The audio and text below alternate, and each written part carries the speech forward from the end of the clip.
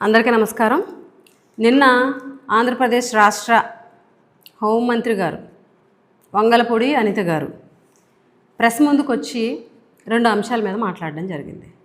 ఒకటి, దిశ చట్టాన్ని రద్దు చేస్తున్నామని, రెండవది జగన్మోహన్ రెడ్డి గారి దేవరపల్లి పర్యటన గురించి మాట్లాడడం జరిగింది. జనరల్గా రాష్ట్ర ప్రభుత్వాలు, ఏ రాష్ట్ర ప్రభుత్వం అయినా సరే, మహిళల రక్షణ కోసం, మహిళల భద్రత కోసం కొత్త చట్టాలు తీసుకురావడానికి కేబినెట్ సమావేశం పెట్టేటువంటి పరిస్థితి ఉంటుంది. కానీ ఈ రాష్ట్రంలో, ఈ కూటమి ప్రభుత్వంలో మాత్రం మహిళల భద్రత, మహిళల రక్షణ కోసం రూపుదిద్దుకున్నటువంటి దిశ చట్టాన్ని రద్దు చేయడానికి నిన్న కేబినెట్ సమావేశాన్ని పెట్టి ఆ చట్టాన్ని రద్దు చేయడం అనేది నిజంగా సిగ్గుచేటు అని చెప్పి సందర్భంగా తెలియజేస్తున్నాం. అది కేబినెట్ సమావేశం కాదు, మహిళా ద్రోహి సమావేశం అని చెప్పేసి ఈ సందర్భంగా మేము సంబోధిస్తున్నాం. ఎందుకనంటే దిశ చట్టం అనేది, దిశ అనేది పేరు కాదు. దిశ చట్టం అనేది కేంద్ర ప్రభుత్వం ఏదైతే ఆమోదం పొందలేదు అన్న ఒక నెపంతో ఈరోజు మీరు రద్దు చేయాలి అని నిర్ణయం తీసుకున్నటువంటి మీ కుటిల నిర్ణయాన్ని వైఎస్ఆర్ కాంగ్రెస్ పార్టీ తీవ్రంగా ఖండిస్తుంది. దిశ అనేది పేరు కాదు, దిశ చట్టం అనేది మహిళల భద్రత కోసం, మహిళల రక్షణ కోసం వైఎస్ జగన్మోహన్ రెడ్డి గారు, గత ముఖ్యమంత్రి గారు తీసుకొచ్చినటువంటి గొప్ప చట్టం. అది కేంద్రంలో ఆమోదం పొందకపోయినా ఆంధ్రప్రదేశ్లో జగన్మోహన్ రెడ్డి గారి ప్రభుత్వంలో ఇంప్లిమెంటేషన్ అనేది జరిగింది.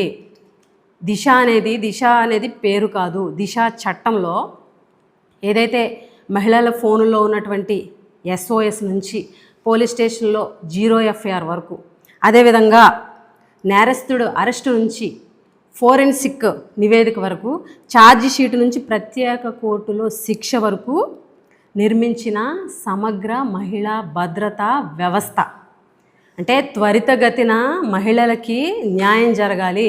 ఈ రాష్ట్రంలో మహిళలపై ఏ నేరం జరిగినా, ఏ ఘోరం జరిగినా, ఏ అత్యాచారం జరిగినా ఏదైతే దర్యాప్తు అనేది స్పీడ్గా జరిగి ఛార్జీ షీట్ అనేది వారం రోజుల్లోనే వేసి త్వరితగతిన, అంటే 28 రోజుల్లో తీర్పు వచ్చే విధంగా, న్యాయం జరిగే విధంగా ఆ చట్టాన్ని రూపొందించి ఇంప్లిమెంటేషన్ చేసినటువంటి ప్రభుత్వం జగనన్న ప్రభుత్వం.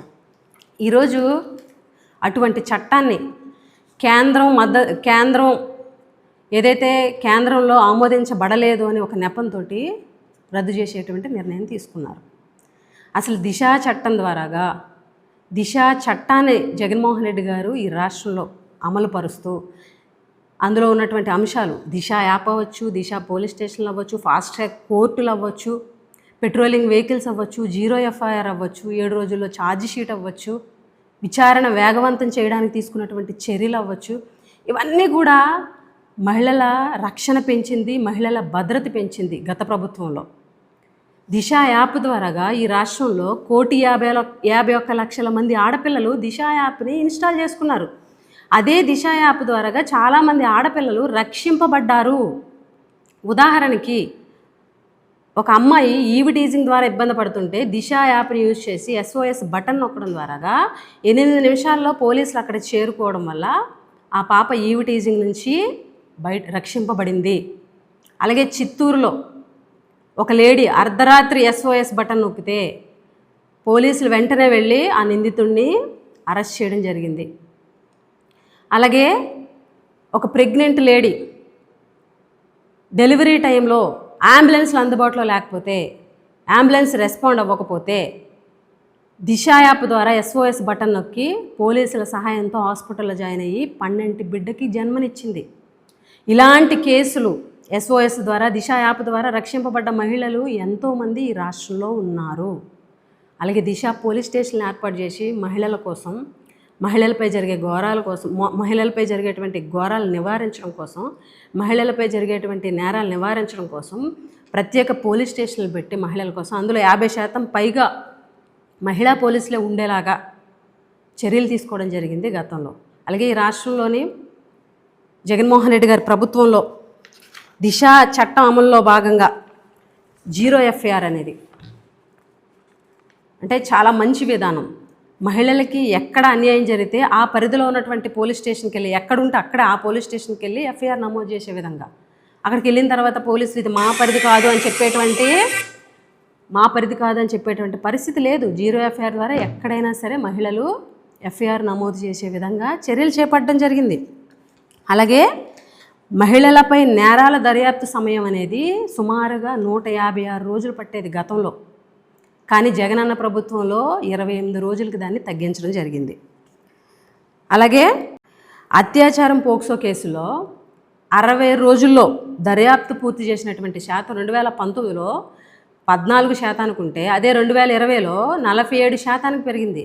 2021లో 92% పెరిగింది. 2022లో 95% పెరిగింది. అలాగే లైంగిక నేరాల దర్యాప్తులో దేశ సగటు 40% కాగా ఆంధ్రప్రదేశ్లో జగనన్న ప్రభుత్వంలో 92.21%తో మొదటి స్థానంలో నిలిచింది. అలాగే హత్య కేసుల్లో అరెస్టులు ఎంత వేగంగా జరిగాయంటే గత ప్రభుత్వంలో 2019 నుంచి 2022 వరకు 48 గంటల్లో నిందితులను అరెస్ట్ చేసినటువంటి 60% నిందితుల్ని అరెస్ట్ చేసినటువంటి హిస్టరీ గత ప్రభుత్వాన్ని. అలాగే గ్యాంగ్ రేప్ కేసులో 2019 నుంచి 2022 వరకు 51% నిందితుల్ని 48 గంటల్లో అరెస్ట్ చేయడం జరిగింది. అదేవిధంగా సంచలన కేసుల్లో 12 గంటల నుంచి 48 గంటల్లోనే నిందితుల్ని అరెస్ట్ చేయడం జరిగింది. ఉదాహరణకి రేపల్లె కేసు తీసుకుంటే రేపల్లె కేసులో 3 నిందితుల్ని కూడా 12 గంటల్లో అరెస్ట్ చేయడం జరిగింది. అలాగే దుగ్గిరాల కేసులో 2 నిందితుల్ని 24 గంటల్లో అరెస్ట్ చేయడం జరిగింది. అలాగే లిథువేనియా ఆ మహిళపై ఏదైతే అత్యాచార యత్నం కేసులో నిందితుడిని 24 గంటల్లో అరెస్ట్ చేయడం జరిగింది. అలాగే రమ్య హత్య కేసు, గుంటూరులో జరిగినటువంటి రమ్య హత్య కేసులో నిందితుల్ని 48 గంటల్లో అరెస్ట్ చేసి 7 రోజుల్లో ఛార్జ్షీట్ వేసి విచారణ అనేది వేగవంతంగా పూర్తి చేయడం వల్ల కోర్టు మరణశిక్ష కూడా విధించడం జరిగింది. కేవలం దిశ చట్టాన్ని కేంద్రం ఆమోదించకపోయినా ఈ రాష్ట్రంలో ఇంప్లిమెంటేషన్ చేయడం వల్ల ఇటువంటి మహిళలకి ఇటువంటి కేసులో త్వరితగతిన న్యాయం జరిగినటువంటి ఎగ్జాంపుల్స్ చాలా ఉన్నాయి. జగన్మోహన్ రెడ్డి గారి ప్రభుత్వంలో దిశ చట్టాన్ని తీసుకొచ్చి దిశ యాప్ ద్వారా కానీ దిశ పోలీస్ స్టేషన్ల ద్వారా కానీ ఫాస్ట్ ట్రాక్ కోర్టులు 12 ఫాస్ట్ ట్రాక్ కోర్టులు మహిళల కోసం ప్రత్యేక కోర్టులు ఏర్పాటు చేయడం జరిగింది. ఎందుకనంటే 7 రోజుల్లో ఛార్జ్షీట్ 48 గంటల్లో నిందితులను పట్టుకొని 7 రోజుల్లో ఛార్జ్షీట్ వేసి విచారణ అనేది వేగవంతంగా పూర్తి చేయడం వల్ల ఈ స్పెషల్ కోర్టులోని ఆ నిందితులకి శిక్ష అనేది త్వరగా పడేటువంటి పరిస్థితి కల్పించింది గత ప్రభుత్వం. ఎందుకనంటే ఏదైతే మహిళలపై నేరాలు చేసి మహిళలపై ఘోరాలు చేసి ఆడపిల్లలను అత్యాచారాలు చేసి చిన్న పిల్లలను కూడా చూడకుండా అత్యాచారాలు చేసినటువంటి నిందితులకి 48 రోజులు 60 రోజులు లేకపోతే 150 రోజులు దర్యాప్తు జరిగితే ఖచ్చితంగా సాక్ష్యాలు తారుమారైపోయేటువంటి పరిస్థితి ఉంది, లేకపోతే సాక్షులు మాట మార్చేటువంటి పరిస్థితి ఉంది. ఆ కేసే నీరుగారి బాధితులకి అన్యాయం జరిగేటువంటి పరిస్థితి ఉంది. కాబట్టి గత ప్రభుత్వంలో దిశా చట్టం ద్వారాగా 28 రోజుల్లోనే దర్యాప్తు పూర్తి చేస్తే ఏదైతే స్పెషల్ కోర్టుల్లో దర్యాప్తు వేగవంతంగా పూర్తయింది కాబట్టి వాళ్ళకి శిక్ష వేసినటువంటి నిందితులకి శిక్షలు పడ్డటువంటి కేసులు ఈ రాష్ట్రంలో చాలా ఉన్నాయి. ఈ రకంగా అలాగే ఫోరెన్సిక్ సంబంధించి ఏవైతే డిఎన్ఏ రిపోర్ట్స్ ఉంటాయో ఆ డిఎన్ఏ రిపోర్ట్స్ అనేవి గతంలో 6 నెలలు పట్టేది. కానీ జగనన్న ప్రభుత్వంలో సాధారణ కేసుల్లో సుమారుగా వారం రోజుల్లోనే నివేదిక వచ్చేలాగా, సెన్సేషనల్ కేసెస్లో 48 గంటల్లోనే డిఎన్ఏ రిపోర్ట్ వచ్చేలాగా చర్యలు చేపట్టారు. దానివల్ల ఖచ్చితంగా నేరస్తులు అనేవాళ్ళు ఆ దర్యాప్తు ఏదైతే వేగంగా కంప్లీట్ అయ్యి వాళ్ళకి శిక్ష పడేటువంటి అవకాశం ఉంటుంది. దిశా చట్టాన్ని తీసుకొచ్చి దిశా చట్టంలో ఉన్నటువంటి అంశాలను ఇంప్లిమెంటేషన్ చేయడం వల్ల ఆంధ్ర రాష్ట్రంలోని నేరాలు ఘోరాలు తగ్గి ఎవరైతే నేరస్తులు ఉన్నారో నేరస్తుల్లో ఒక భయం కలిగింది. గత ప్రభుత్వంలో ఈ రాష్ట్రంలో ఉన్నటువంటి మహిళలకి ధైర్యం పెరిగింది. ఈ రాష్ట్రంలో బిఎన్ఎస్ చట్టాలు సరిపోతాయి, దిశా చట్టం అవసరం లేదు అని హోంమంత్రి చెప్పడం నిజంగా సిగ్గుచేటు. బిఎన్ఎస్ అనేది దేశంలోనే అమలయ్యే ఒక సాధారణ చట్టం. కానీ దిశా చట్టం అనేది మహిళల రక్షణ కోసం, మహిళల భద్రత కోసం త్వరితగతిన విచారణ కంప్లీట్ అయ్యి నిందితులకి శిక్ష పడేటువంటి చట్టం. రెండిటికి చాలా తేడా ఉంది. ఈరోజు బిఎన్ఎస్ చట్టం సరిపోద్ది అంటున్నారు. అసలు బిఎన్ఎస్ అమలులో ఈ దేశంలో ఈ రాష్ట్రం యొక్క ర్యాంక్ ఎంత? 36వ ర్యాంకు. మీ పోలీసులు అంతర్గతంగా తీసుకున్నటువంటి ర్యాంకులో 26వ ర్యాంకు. అది పోలీసుల యొక్క దుస్థితి రాష్ట్రంలో. ఈరోజు రాష్ట్ర ప్రభుత్వం దిశా చట్టాన్ని రద్దు చేయడం వల్ల, దిశా చట్టాన్ని రద్దు చేస్తూ మీరు తీసుకున్నటువంటి నిర్ణయం అనేది చాలా ప్రమాదకరం. ఏదైతే మీరు తీసుకున్నటువంటి నిర్ణయం వల్ల ఈ రాష్ట్రంలో ఉన్నటువంటి ప్రజలకు కానీ, రాష్ట్రంలో ఉన్నటువంటి మహిళలకు కానీ మీరు ఇచ్చేటువంటి సందేశం, ఏదైతే నిందితులు ఎవరైతే ఉన్నారో, నేరస్తులు ఎవరైతే ఉన్నారో వాళ్ళల్లో భయం తగ్గించి, ఎవరైతే బాధితులు ఉన్నారో వాళ్ళల్లో నమ్మకం తగ్గించేటువంటి నిర్ణయం.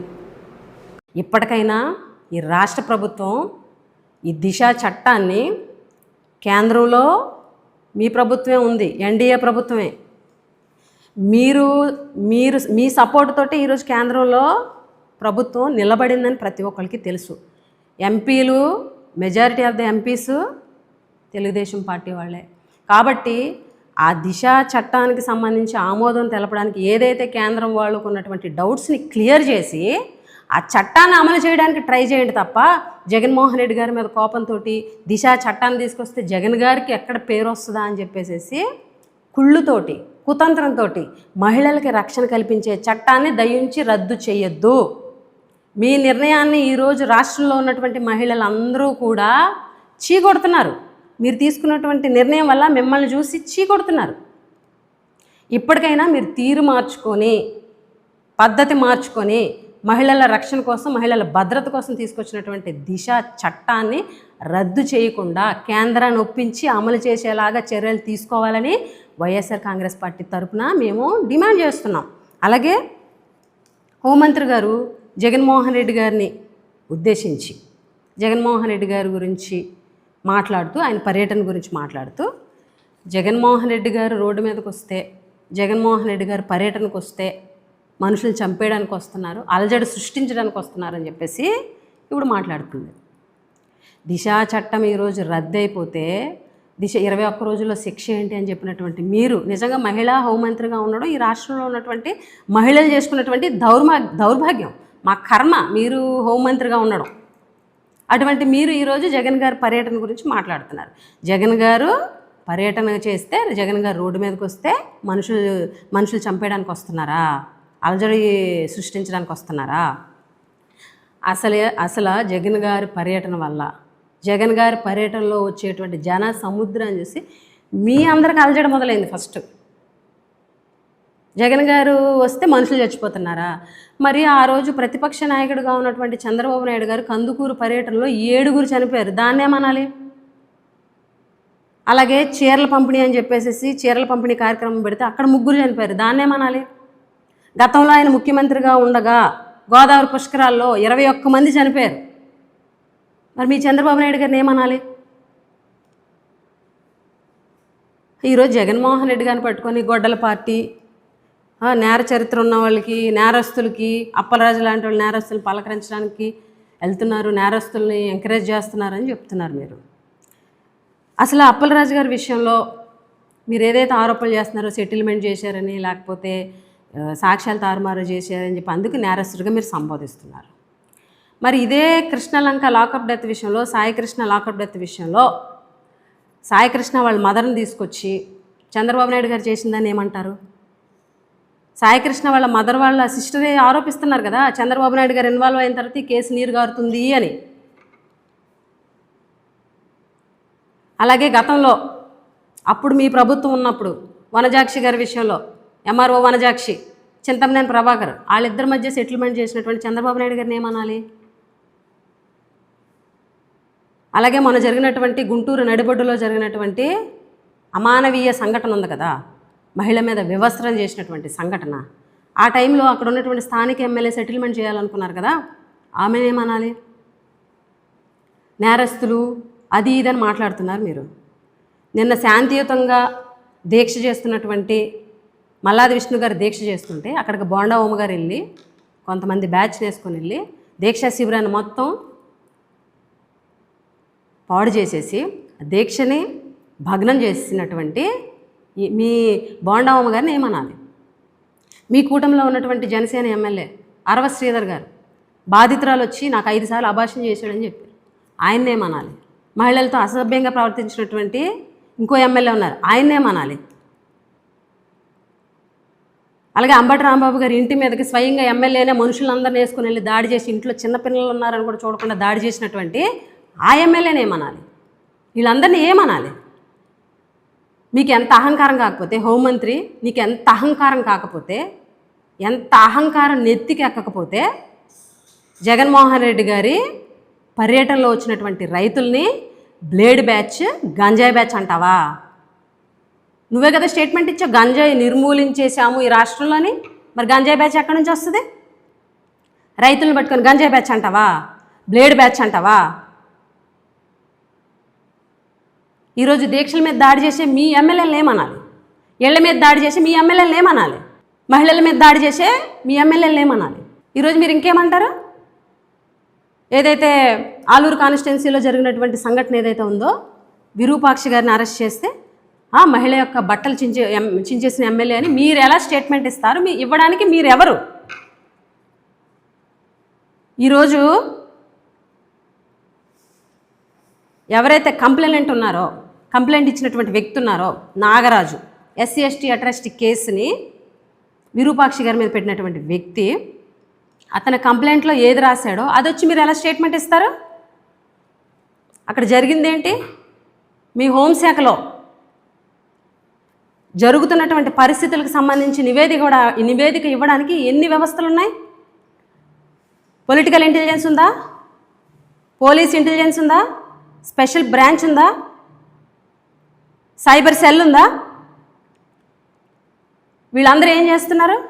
వాళ్ళు నివేదిక ఇవ్వలేదా అక్కడ ఏం జరిగిందో? ఆ సంఘటనలో, ఆ సిచ్యువేషన్లో అక్కడే పోలీసులు ఉన్నారు, ఐ విట్నెస్ పోలీసులే. వాళ్ళు ఏం చెప్పారు? మీరు చెప్తున్నటువంటి మాట పోలీసులు వచ్చి, ఆ జిల్లా ఎస్పీ వచ్చి విరూపాక్షి గారే మహిళ యొక్క బట్టలు చించేశారని చెప్పేసి ఏమైనా నివేదిక ఇచ్చారా? ప్రెస్ నోట్ ఇచ్చారా? ప్రెస్ మీట్లో చెప్పారా? ఈరోజు కంప్లైంట్ వచ్చింది, విచారణ జరుగుద్ది, ఛార్జ్ షీట్ వేస్తారు, ఎంక్వైరీ అంతా చేసి నివేదిక వచ్చిన తర్వాత నివేదికలో విరూపాక్ష గారే బట్టలు చింపారని తేలితే అప్పుడు మీరు వచ్చి స్టేట్మెంట్ ఇవ్వాలా? ఈరోజు నువ్వు స్టేట్మెంట్ ఇస్తున్నావు, విరూపాక్ష బట్టలు చించేశారు. నీ దగ్గర ఏం ఆధారం ఉంది? పోలీసులు ఇచ్చినటువంటి నివేదిక ఉందా? లేకపోతే నీ దగ్గర ఏదైనా ప్రూఫ్ ఉందా? ఈరోజు స్వయంగా ఆమె భర్తే బట్టలు చించేసినటువంటి వీడియో హల్చల్ అవుతుంది సోషల్ మీడియాలో, అన్నిటిలో, కొన్ని ఛానల్స్లో కూడా వచ్చింది. కనీసం ఆ వీడియోని మీ సైబర్ సెల్ వాళ్ళు పరిశీలించి అది ఏమన్నా ఫేక్ వీడియో అని ఏమన్నా నీకు రిపోర్ట్ ఇచ్చారా? ఇవ్వలేదు కదా. లేకపోతే విరూపాక్ష గారు చించినట్టుగా నీకేదన్నా సాక్ష్యాలు దొరికాయా? హోంమంత్రి అయినంత మాత్రాన నీకు నచ్చిన స్టేట్మెంట్ ఇచ్చేస్తావా? అయితే మీ హోంమంత్రి శాఖలో ఉన్నటువంటి వ్యవస్థలు దేనికి పనిచేస్తున్నాయి? ఇంటెలిజెన్స్ దేనికి పనిచేస్తుంది? స్పెషల్ బ్రాంచ్ దేనికి పనిచేస్తుంది? సైబర్ సెల్ దేనికి పనిచేస్తుంది? ఇదే స్టేట్మెంట్ అక్కడ ఎస్పీ ఇవ్వగలరా? మీరు ఇచ్చినటువంటి స్టేట్మెంట్ విరూపాక్ష బట్టలు చించారని ఎస్పీ ఇవ్వగలరా? నీ దగ్గర ఏదైనా నివేదిక ఉందా? పోలీసులు ఇచ్చినటువంటి నివేదికలో విరూపాక్ష గారే బట్టలు చించారని ఏమైనా నివేదిక ఇచ్చారా? చూపించు ప్రజలకి. ఏది పడితే అది మాట్లాడేస్తావేంటి? గతంలో పదవిలో లేనప్పుడు మాట్లాడినటువంటి మాటలు ఇప్పుడు హోంమంత్రి శాఖలో ఉండి మాట్లాడడం కరెక్ట్ కాదు, రెచ్చగొట్టే వ్యాఖ్యలు చేయడం కరెక్ట్ కాదు. ఒక పార్టీలో ఉన్నటువంటి కార్యకర్తలను పట్టుకొని గంజాయి బ్యాచ్, బ్లేడ్ బ్యాచ్ అనటం ఎంతవరకు నైతికత? బాధ్యత గల మంత్రి పదవిలో ఉన్నారా? ఆ మాత్రం తెలీదా మీకు? అలాగే హోటల్ నిర్వాహకురాలు వెళ్ళిపోయి వీళ్ళు దాడి చేశారు, ఆవిడ యొక్క జీవనోపాధిని ఇది చేశారు అని చెప్పేసి అది మాట్లాడుతున్నాం. చెప్పుతో కొట్టినట్టు ఆవిడ సమాధానం చెప్పింది. నిన్న జగన్మోహన్ రెడ్డి గారిని కూడా కలవడం జరిగింది. జగన్మోహన్ రెడ్డి గారు అంటే నాకు చాలా ఇష్టం, ఆయన వల్ల చాలా లబ్ధి పొందామని చెప్పింది. ఏ చెప్పుతో కొట్టినట్టు మీకు సమాధానం? ఎన్నిసార్లు అబద్ధాలు చెప్తారు? ఎన్ని అబద్ధాలు చెప్తారు? ఇంక వేరే పని లేదా?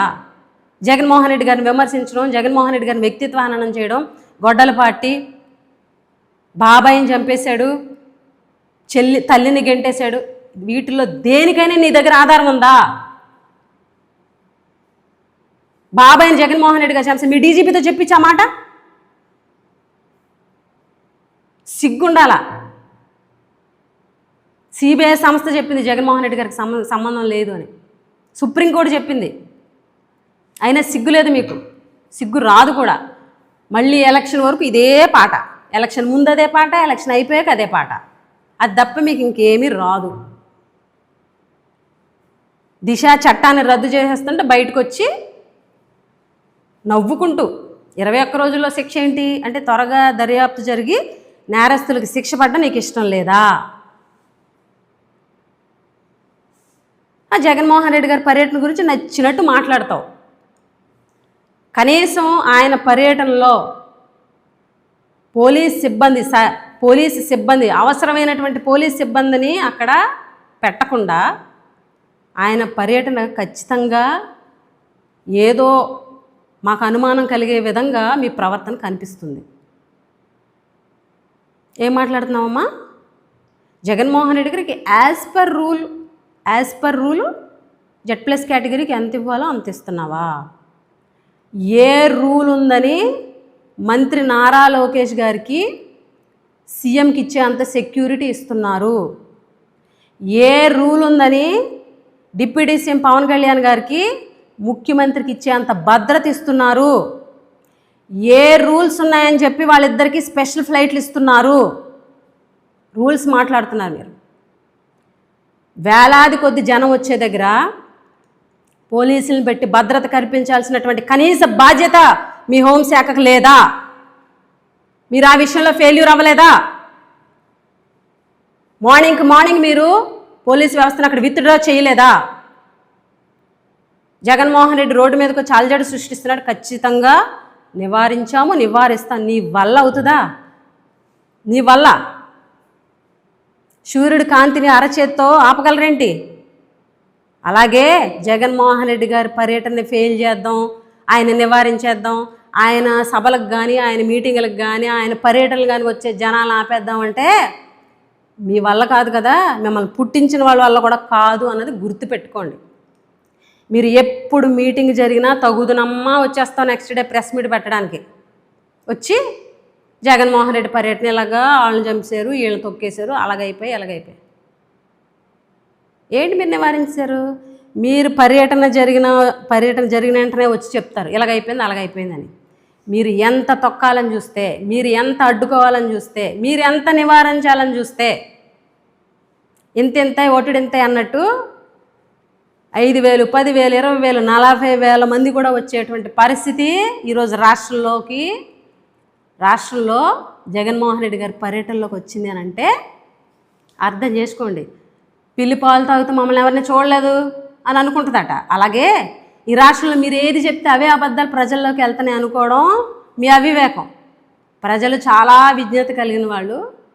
మీ ప్రభుత్వం వచ్చిన 1-2 నెలల్లోనే అర్థమైపోయాయి సీను. రోజుకి జనాదరణ ప్రజాదరణ జగన్మోహన్ రెడ్డి గారికి పెరుగుతుంటే మీకు అర్థం కావట్లేదా? అయిపోయి మీ సీనని క్లియర్గా ప్రజలు చెప్పట్లేదా 2029 రాబోయేది ఎవరు అని? హోంమంత్రిగా హుందాగా ఉండడం నేర్చుకోండి. హోంమంత్రిగా బాధ్యతగా ఉండడం నేర్చుకోండి. హోంమంత్రిగా విచక్షణతో మాట్లాడడం నేర్చుకోండి. అంతే తప్ప రెచ్చగొట్టే వ్యాఖ్యలు చేసి ఒక పార్టీకి సంబంధించినటువంటి కార్యకర్తల్ని నీచాతి నీచంగా ఒక బాధ్యత లేని పదవుల్లో లేని వాళ్ళు లేకపోతే ఇంకొకళ్ళు మాట్లాడినంత ఇదిగా మీరు మాట్లాడుతున్నారు. ఒక బాధ్యత గల పదవిలో ఉన్నారన్నది మర్చిపోవద్దు. మీరు నివారణ అయిపోవడానికి జగన్ గారి పర్యటన నివారిస్తాం. ఏంటి పొగరు? అడిగిన దానికి మాత్రం సమాధానం చెప్పవు. మీ మంత్రి చేసినటువంటి కార్యకలాపాల గురించి మీడియా అతను ప్రశ్నిస్తే చల్లగా జారుకున్నావు. దాన్ని ఏమంటారు? సమాధానం చెప్పగలిగావా? ఒక మహిళ సోషల్ మీడియా వేదికగా పలానా మంత్రి నాపై ఇలాగా అబ్యూస్గా బిహేవ్ చేశాడు, నా దగ్గర సాక్ష్యాలు ఉన్నాయని చెప్పారు. దానికి నువ్వేం స్పందించలేదు. ఏ రూల్స్ ఉన్నాయని చెప్పేసి మీరు మాట్లాడుతున్నారు.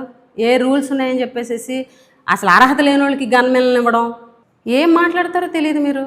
ఇప్పటికైనా మంది వెలగో పద్ధతి మార్చుకో, నీ తీరు మారదు, నువ్వు ఇంతే. కానీ రాబోయే రోజులన్నీ ఉన్నాయి కదా, ముందు ముందు ఉన్నాయి కదా, అప్పుడు తెలుస్తుంది ఏంటి అన్నది. మేము ప్రభుత్వాన్ని డిమాండ్ చేసేది ఒకటే, దిశా చట్టాన్ని రద్దు చేయొద్దు. దిశా చట్టాన్ని కేంద్రాన్ని ఒప్పించి దిశా చట్టాన్ని అమలు చేసేలాగా ఈ ప్రభుత్వం చర్యలు చేపట్టాలని డిమాండ్ చేస్తూ సెలవు తీసుకుంటాం.